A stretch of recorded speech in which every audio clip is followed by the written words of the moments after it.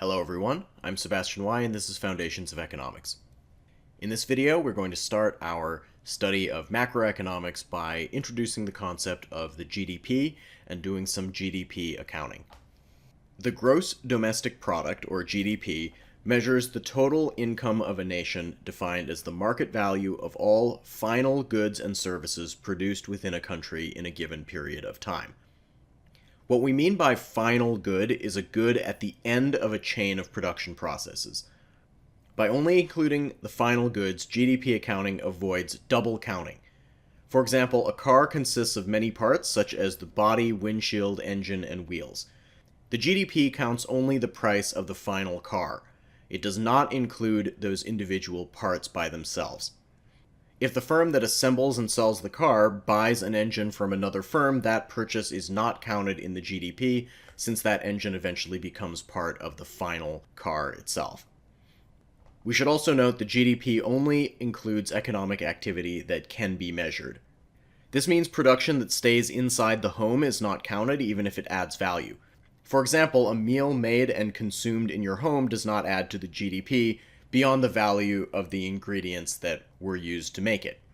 A meal served in a restaurant would count as part of the GDP, but in that case the ingredients wouldn't because they were not part of the final good. Underground markets such as illegal drugs are also not counted as part of the GDP. Note as well that the GDP is a measure of economic activity within a country's borders. You might have heard of another related concept called the gross national product, or GNP.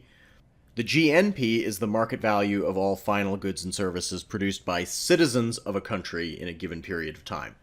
This distinguishes it from the GDP, which is within a country. For example, if a Canadian citizen works in the United States, their income is part of the United States GDP, but it's part of Canada's GNP. We will mostly focus on GDP in this course. We will use the variable y to denote the GDP of a country. GDP is split up into four components.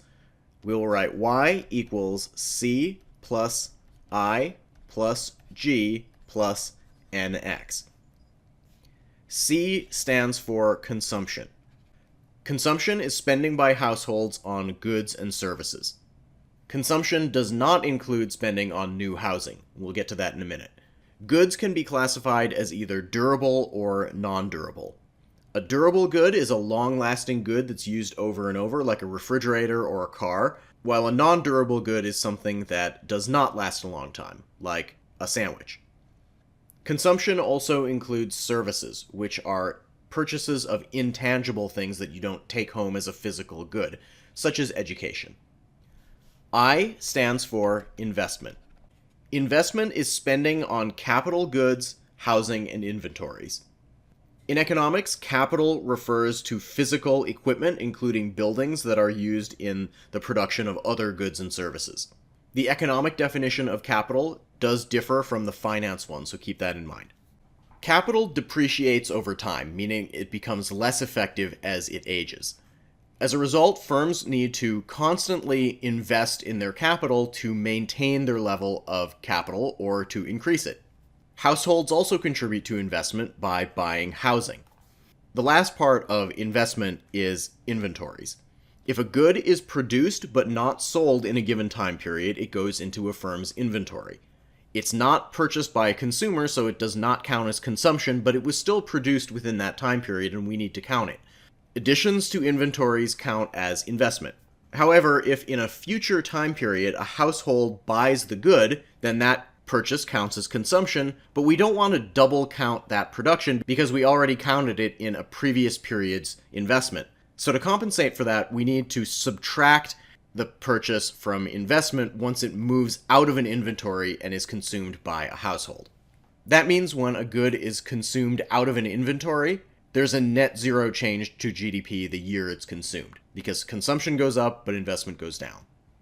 The third component of GDP is government spending.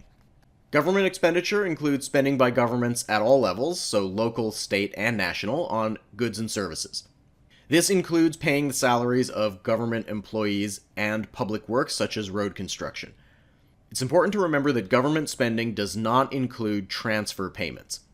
Transfer payments are things like Social Security and unemployment benefits that are payments to households, but not in exchange for any good or service. This is because nothing was actually produced there, so we don't want to count that as part of our gross domestic product. More recently, if you got a stimulus check during the COVID-19 pandemic, that would be an example of a transfer payment. The final part of our equation is net exports.